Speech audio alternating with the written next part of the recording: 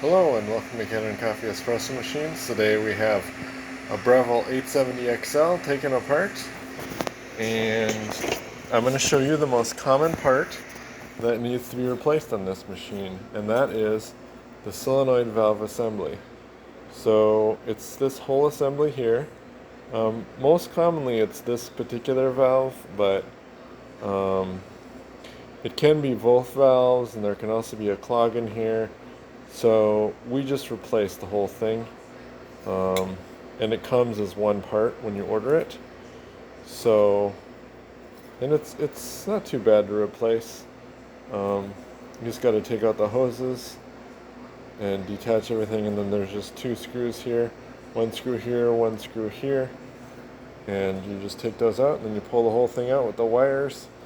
I just wrote on here RBOB just to remind myself that it starts with red wire, then blue wire, then orange wire, then blue wire.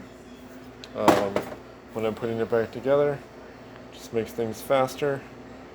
And yeah, that's pretty much that's how to replace the solenoid valve assembly on the Breville 870XL. Most commonly, the symptoms are a buzzing sound and a low water flow coming out of the group head, and this is the group head here.